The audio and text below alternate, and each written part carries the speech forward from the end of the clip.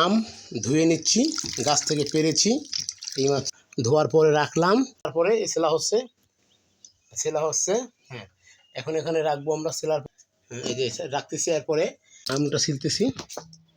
কত সুন্দর ঘ্রাণ আসতেছে, কাঁচা কাঁচা ঘ্রাণ, ওফ সেই রকমের।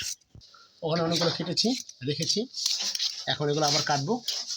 ওকে, শাক বীজগুলো ফেলে দিতে হবে, ফেলে দিচ্ছি, এখানে রাখবো। এগুলো সব কেটে এখানে রাখবো, এই যে রেখে, এই যে এই। Okay fine. জুস বানাতে গেলে আমের জুস দিলাম শুকনো মরিচ, কাঁচা মরিচ, এরপরে ঘ্রাণ, অনেক ঘ্রাণ। এটা হলো আপনাদের বোম্বাই মরিচ। বুধুই বরিশাল আমরা বোম্বাই মরিচ বলি, কোন এলাকায় কী বলে তা বলতে পারবো না। এই বোম্বাই মরিচ। এখন দিতেছি লবণ পরিমাণ মতো, চিনি,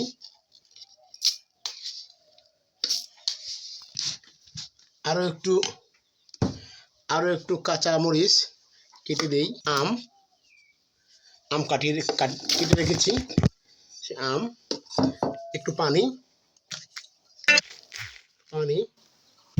এরপরে ঢাকনা লাগাবো, হয়ে যাবে। অত্যন্ত সুন্দর একটা কালার ভেসে এসেছে, অত সুন্দর দেখতে।